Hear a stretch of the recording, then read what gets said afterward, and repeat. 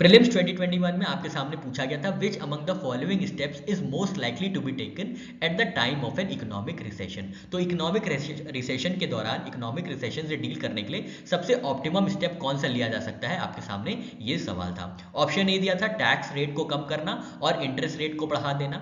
Option B दिया था public projects में गवर्नमेंट एक्सपेंडिचर को इंक्रीज करना, ऑप्शन बी ये था। ऑप्शन सी दिया गया था टैक्स रेट को बढ़ा देना और इंटरेस्ट रेट को कम कर देना। और ऑप्शन डी दिया गया था कि पब्लिक प्रोजेक्ट्स में गवर्नमेंट एक्सपेंडिचर को रिड्यूस करना। तो ये चारों आपके सामने लाइकली स्टेप दिए गए थे और आपको बताना था सबसे ऑप्टिमम कौन सा होगा। तो इसका सही आंसर है option B, increase in expenditure on public projects.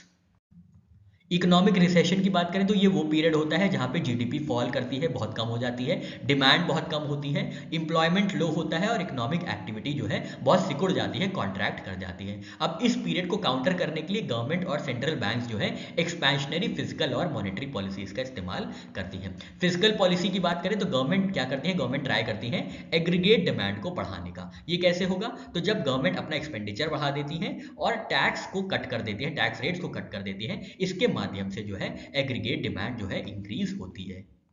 Tax cutting और इंक्रीज गवर्नमेंट एक्सपेंडिंग में गवर्नमेंट स्पेंडिंग जो है स्ट्रॉन्ग और डायरेक्ट मल्टीप्लायर इफेक्ट शो करती है। कैसे, क्योंकि गवर्नमेंट जो है डायरेक्टली मनी इंजेक्ट करती है इकोनॉमी में, पब्लिक प्रोजेक्ट्स के माध्यम से, कंस्ट्रक्शन के माध्यम से, वेजेस मटेरियल्स के माध्यम से, जिसके लिए क्या होता है, इनकम लोगों की बढ़ती है, इनकम बढ़ने से कंजम्पशन बढ़ता है। इसकी वजह से फिजिकल मल्टीप्लायर इफेक्ट जो है बहुत हाई रहता है। तो अगर रिसेशन में है इकोनॉमी तो सबसे इफेक्टिव स्टेप क्या होगा, इंक्रीज इन गवर्नमेंट एक्सपेंडिचर। ठीक है, इंक्रीज इन गवर्नमेंट एक्सपेंडिचर। अब जब टैक्स रेट कम करेंगे तो बहुत स्लोली जो है इकोनॉमी रिवाइव करेगी, पर जब गवर्नमेंट स्पेंडिंग बढ़ेगी तो इकोनॉमी जो है बहुत बूमिंग पीरियड में आ सकती है, क्योंकि फिजिकल मल्टीप्लायर इफेक्ट बहुत हाई होता है।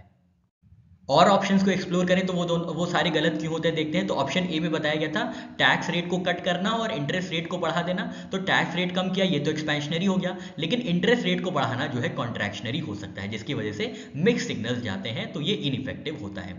फिर ऑप्शन सी था increase tax rate and reduce interest rate. तो वही बात हो गई, टैक्स रेट को बढ़ाना, इंटरेस्ट रेट को कम कर देना, तो अगेन कॉन्ट्राडिक्टरी है, क्योंकि मिक्स सिग्नल्स जाएंगे, रिसेशन वर्सन होगा। ऑप्शन डी था reduction of expenditure on public projects. तो ये क्या कहलाता है, ये ऑस्टेरिटी कहलाता है, जिसकी वजह से डिमांड कम होती है और रिसेशन और बढ़ जाता है। तो यहाँ पे ऑप्शन बी हमारा क्वेश्चन का सही आंसर होता है।